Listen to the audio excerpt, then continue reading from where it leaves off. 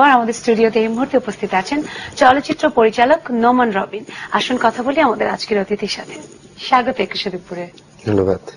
আপনাকে ধন্যবাদ যে আপনি আপনার ব্যস্ততম সময় থেকে আমাদের সময় দিতে এসেছেন। তো প্রথমে যে বিষয়টি নিয়ে কথা বলতে চাই যে আজ কিন্তু পত্রিকায় পড়ে জেনেছি যে কমন জেন্ডার আপনার ফিল্মটি হিন্দিতে ডাবিং করা হচ্ছে। তো এই যে হিন্দিতে ভাষান্তর করা হবে, এই প্রক্রিয়াটি কিভাবে মানে করার জন্য আপনার মনের মধ্যে আসলো এবং সেটার প্রক্রিয়াটি আসলে কিভাবে করতে যাচ্ছেন? আসলে হিন্দিতে এটা ডাবিং করা যে একটা বহু প্রশংসিত স্ট্যাটাসের একটা বিষয়, আসলে তা নয়। It's very simple. সবচেয়ে বড় কথা হচ্ছে যে আপনি কোন ছবি হিন্দিতে ডাব করবেন, কেন হিন্দি ভাষাভাষী মানুষ আপনার ছবিটা দেখবে, বা কেন আপনি প্রয়োজন বোধ করছেন এই ভাষাভাষী মানুষগুলোকে এই ছবিটি দেখানোর জন্য। কারণ এমন একটা সাবজেক্টের চলচ্চিত্র যেটি আসলে আমাদের সাবকন্টিনেন্টের সব দেশে সিচুয়েশন প্রায় সেম। কমন জেন্ডার, ট্রান্সজেন্ডার বা হিজড়া বা শিখণ্ডী। তো আমি প্রয়োজন বোধ করছি এবং আমি ভারত গিয়ে যেটা সবার সাথে কথা বলে যেটা ফিল হয়েছে সংশ্লিষ্ট ওখানকার সবার সাথে, যে এটা কলকাতা যখন রিলিজ হবে তখন এটা বাংলাতেই হবে, বাট আদার স্টেটে এটা হিন্দিতে আমরা দেওয়ার পরিকল্পনা করেছি ডাবিং। অ্যান্ড দেশের বাইরে একেবারে ইউরোপ আমেরিকায় বা মিডল ইস্টে everywhere Bangali and Indian community পাশাপাশি থাকে। সো আমরা চাচ্ছি এই সিনেমা হলটায় যখন ছবিটি যাবে হিন্দি ভার্সন হয়ে, এই সাবকন্টিনেন্টের সব দর্শকগুলো একটা হলে ঢুকুক, একটা মিলন মেলার মতো হবে, সহজভাবে তারা রিচ করতে পারে সবাই। টোটাল সাবকন্টিনেন্ট একসাথে এক জায়গায় ঢুকে দেশের বাইরে জায়গাগুলো, কমিউনিটি প্লেস গুলো, এটি একটা পরিকল্পনার একটা অংশ। এর আগেও তো ইংরেজি সাবটাইটেল সেটা ছিল, হলিউডে প্রিমিয়ার হয়েছে গত 20 অক্টোবর। বাংলাদেশের পক্ষে এটি প্রথম চলচ্চিত্র যেটি হলিউডে গোল্ডেন গ্লোবে প্রিমিয়ার হয়েছে, স্ক্রিনিং হয়েছে। এই যে এত বড় প্রাপ্তি, এটা অবশ্যই আমাদের জন্য গর্বের। আপনার কেমন লাগে? আমার বোধ শক্তি একটু কম। আমি জানি না, বহিঃপ্রকাশটা আমার একটু কম। বোধ শক্তি কম থাকলে আপনি এই যে কমন জেন্ডার ছবিটি যে করেছেন, এই যে হিজড়াদের নিয়ে তাদের যে বিভিন্ন টানা পড়েন, তাদের যে বিভিন্ন প্রতিকূলতা, আমাদের এই সোসাইটিতে তাদের যে বিভিন্ন প্রতিবন্ধকতা, সেটা কিন্তু আপনি উপলব্ধি করতে পারতেন না। বেসিক্যালি যেতে হবে অনেক দূর, অনেক পথ। সেই পথের শুরুতে সৃষ্টিকর্তা এরকম একটি প্রশংসনীয় স্থান এনে দিয়েছেন, এই জন্য তার কাছে কৃতজ্ঞ, দেশবাসীর কাছে কৃতজ্ঞ। আমার ফিল্মের রিলেটেড আমার টিমের মেম্বার যারা আছে, ক্যামেরার সামনে যারা ছিল, আমার প্রযোজক অ্যান্ড সবাই, and specially right now circle media limited, যারা এই চলচ্চিত্রটিকে হিন্দিতে ডাব করে সারা পৃথিবীতে ছড়িয়ে দেওয়ার যে পরিকল্পনা তারা করেছে, আমি রিয়েলি অ্যাপ্রিশিয়েটেড। And আমাদের producer, he also agree with that, and let's see what happen next year. Hopefully the best. তো এই যে মানে আপনি কমন জেন্ডার নিয়ে যখন কাজ করলেন, কাজ করার আগে সব কাজেরই কিন্তু একটা প্ল্যানিং থাকে, একটা ব্যাকগ্রাউন্ড থাকে। তো সেটা নিশ্চয়ই হিজড়াদের যে বিভিন্ন প্রতিকূলতা আপনাকে টাচ করেছিল বলেই আপনি কাজটা করতে আগ্রহী হয়েছিলেন। তো সেটাকে একটু দর্শকদের সাথে শেয়ার করবেন। এটি আসলে অত পরিকল্পনা করে কিছু ছিল না, হুট করে একটা ঘটনার পরিপ্রেক্ষিতে একটি সিচুয়েশনের প্রতি নিজেকে ইনভলভ হয়ে যাওয়া এবং আবিষ্কার করা যে যদি একটি মানুষ তার কিছু অধিকার আদায় করতে গিয়ে যদি এরকম প্রবলেম ফেস করে, তাহলে তার বাকি যে মৌলিক অধিকারগুলো সেগুলো থেকে সে অনেক দূরে অবস্থান করছে।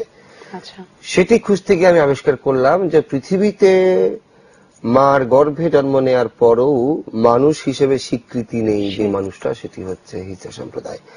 আমার ঘরের কুকুরটাকে আমি আদর করছি, আমার ইভেন দূরের আত্মীয়র খোঁজ খবর আমি রাখছি, কিন্তু একদম ঘরের পাশে মায়ের গর্ভেই যে একটা মানুষ জন্মাচ্ছে শিখণ্ডী বা হিজড়া, তার প্রতি এত রাস্তায় আমরা দেখলে ভয় পাই, আমরা ওদের থেকে দূরে দূরে থাকি, কিন্তু আসলে ওরা তো জন্তু জানোয়ার না।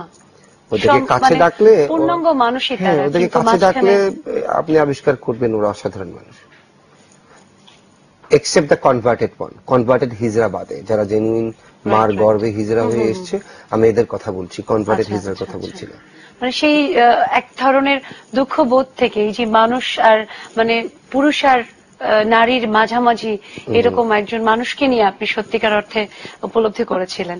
তো ছবিটি তো প্রথমে যখন গত বছর এপ্রিলে রিলিজ করা হয় 22 এপ্রিল, তারপরে তো শুধু ঢাকায় তখন ঢাকা রিলিজ ছিল। রাইট নাও ঢাকার বাইরে ছবিটি আমরা শুধুমাত্র ঢাকার বাইরে রিলিজ দিচ্ছি, আবার 21শে ডিসেম্বর আপনি রিলিজ দিচ্ছি। আমরা ঢাকার বাইরে চলতে থাকবে। ঢাকার ভিতরে হয়তোবা আমরা আশা করি মাসখানিকের মধ্যে ঢাকার ভিতরে আমরা হয়তোবা আবার রিলিজ দিব, কারণ সবাই আসলে সবকিছু ঢাকা নির্ভর, তো আমরা এই ক্ষেত্রে একটু ডিফারেন্ট করেছি। ঢাকার বাইরে রিলিজ দিচ্ছি, বাট তারপর response is very good. But ঢাকার বাইরে এখন এত শীত, মানে তারপরও যে মানুষ এই ছবি দেখতে আসতেছে, আমি সেই দর্শকদেরকে ধন্যবাদ এবং সালাম দেই। আমরা আরো অনেক কথা শুনবো কমন জেন্ডার সম্পর্কে, আপনার সম্পর্কে। তার আগে দর্শক আছে একটা ফোন নিয়ে আসি। দর্শক কে আছেন আমাদের সাথে?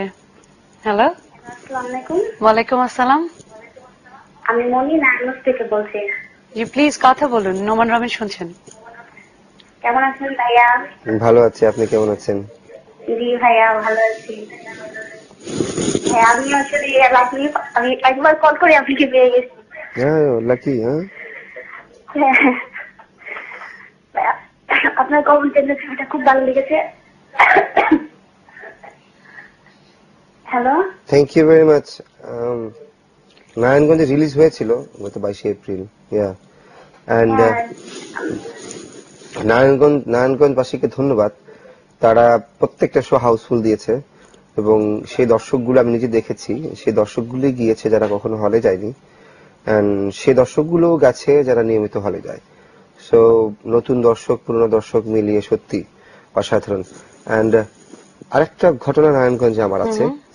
যখন আমি গেছি সেই টাইমে দেখলাম বেশ কিছু হিজড়া ছবি দেখছে। ছবিটা যখন শেষ হলো, সমস্ত অডিয়েন্স ডিসিতে সমস্ত অডিয়েন্স বের হয়ে তারা দরজার দুপাশে দাঁড়িয়ে আছে, মনে হচ্ছে কাউকে একটা সম্বর্ধনা দিবে। আই ওয়াজ রিয়েলি বিট কি হয়েছে ব্যাপারটা বুঝলাম না। পরে দেখলাম সবাই তালি দিচ্ছে, ভেতর থেকে অনেকগুলো হিজড়া বেরিয়ে আসলো। ইট মিনস মানে সম্মাননা শুরুটা হয়ে গেছে।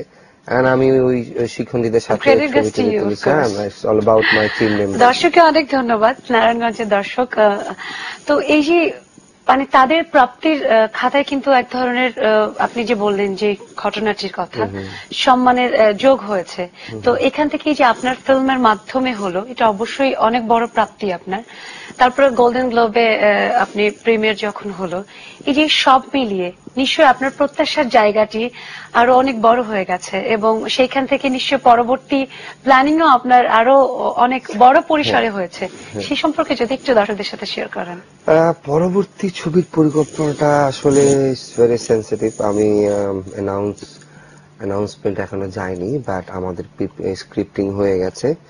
সেটি আসলে আমরা দুটি ভাষায় করব, সেম ক্লোজে বাংলা, সেম ক্লোজে হিন্দি। বাংলা রিলিজ হবে 2 বাংলায়, Hindi all India and others. তো এতটুকু বলতে পারি। আর সাবজেক্ট অবশ্যই মানবতার subject, film for humanity, and it's different কনসেপ্টে যাচ্ছি। তবে আপনি যে অ্যাচিভমেন্ট গুলোর কথা বললেন, তার থেকে সবচেয়ে বেশি অ্যাচিভমেন্ট আমি নিজে personally as a film maker মনে করি, গত 20 ডিসেম্বর বিশ্ব সাহিত্য কেন্দ্রে আব্দুল্লাহ আবু সাইদ স্যার একটা প্রেস কনফারেন্সে আমাদের পক্ষ হয়ে কথা বলেছেন। চলচ্চিত্রের পক্ষ হয়ে হিজড়া সম্প্রদায়ের পাশে আব্দুল্লাহ আবু সাইদ, এরকম ছিল প্রেস কনফারেন্স।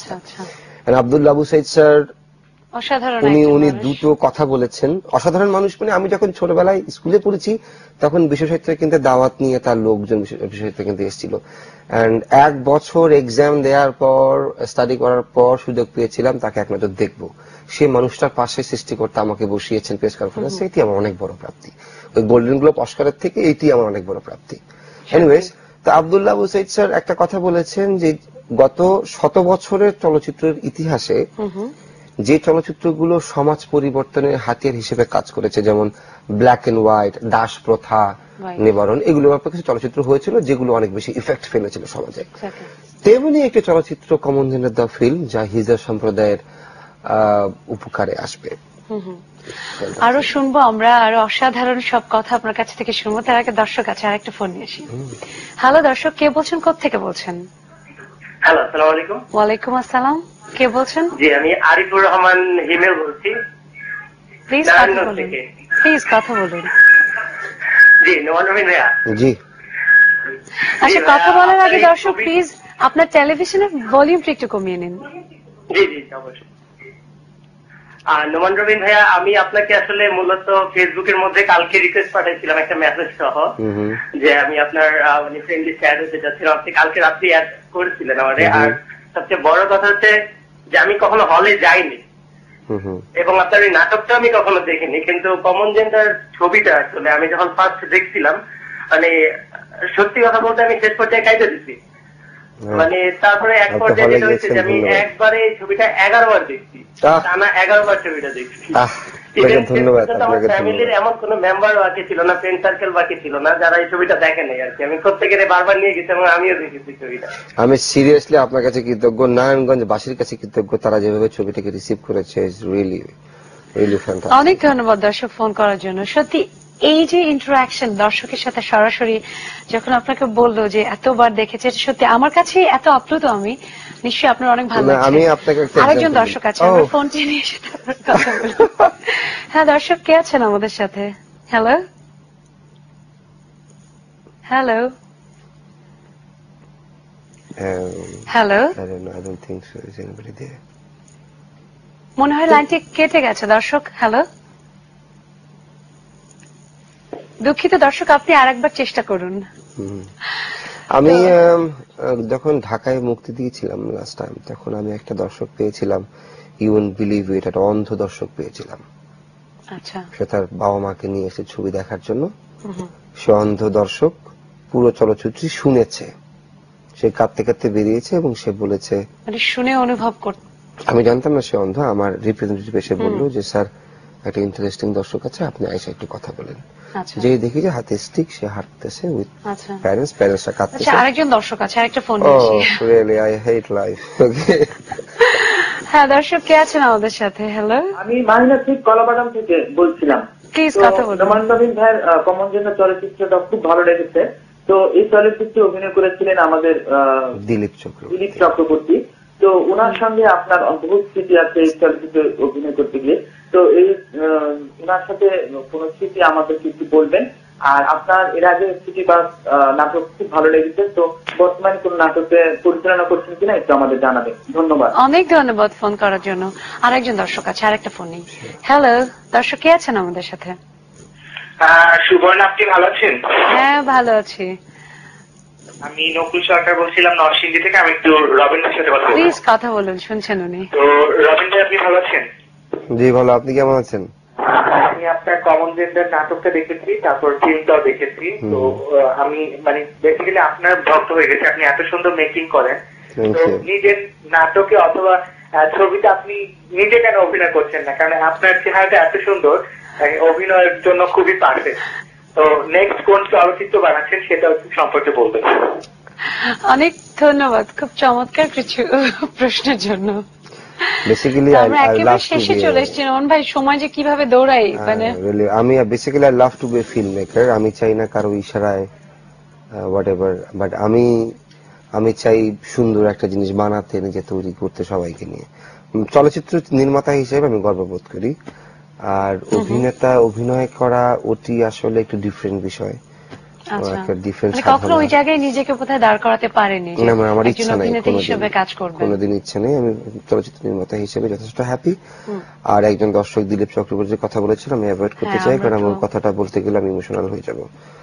তার প্রতি আমাদের শ্রদ্ধা রইল। আমার শ্রদ্ধা। ওর লাস্ট সিকোয়েন্সের জন্য পুরো চলচ্চিত্রটি বানানো হয়েছে। যে লাস্ট সিকোয়েন্সটা দর্শক যেটা দেখে কাঁদে, হু হু করে কাঁদে, ওই লাস্ট সিকোয়েন্সটার জন্যই পুরো চলচ্চিত্রটি বানানো হয়েছে। এবং লাস্ট সিকোয়েন্সে সে মারা গেছে, এবং বাস্তবেও সে মারা গেছে। সো এনিওয়েজ, সময় তো শেষ হয়ে একদম মানে শেষে চলে এসেছি। তো আপনার আসলে আপনি খুব গোছা একজন মানুষ, মানে নির্দ্বিধায় এটা বলা যায়, এবং সেইভাবে আপনার প্ল্যানিং ওয়েতেই কিন্তু আপনি এগোচ্ছেন। আপনার প্রত্যেকটা স্টেপ বাই স্টেপ এগিয়ে আপনি কাজ করছেন। তো ফিউচার প্ল্যানটা কি আসলে? আমরা জানি নেক্সট ফেব্রুয়ারিতে আপনার ছবি। ফিউচার প্ল্যান আমি বিয়ে করিনি, বিয়ে করবো। চমৎকার, আপনার জন্য অনেক শুভেচ্ছা থাকলো, অনেক শুভকামনা। সেই সাথে আপনি আমাদের এসে সময় দিয়েছেন, এই জন্য আপনার প্রতি অনেক অনেক কৃতজ্ঞতা প্রকাশ করছি। এবং আমরা কমন জেন্ডারের আরো অনেক সাফল্য কামনা করছি, যে বাংলাদেশকে আরো একবার নতুন করে পরিচয় করিয়ে দিবে সারা বিশ্বে। ইনশাআল্লাহ। সত্যি অনেক ধন্যবাদ। দর্শক, কথা ছিল আমাদের আজকের অতিথির সাথে। দর্শক, 21 দুপুরের আজকের আয়োজন এখানে শেষ করছি। আগামীকাল আবার দেখা হবে। সে পর্যন্ত সবাই ভালো থাকবেন, সুস্থ থাকবেন। সবাইকে আবারও অনেক অনেক শুভেচ্ছা, ভালোবাসা, আর সবাইকে বড়দিনের অগ্রিম শুভেচ্ছা। Happy merry Christmas. শুভ দুপুর।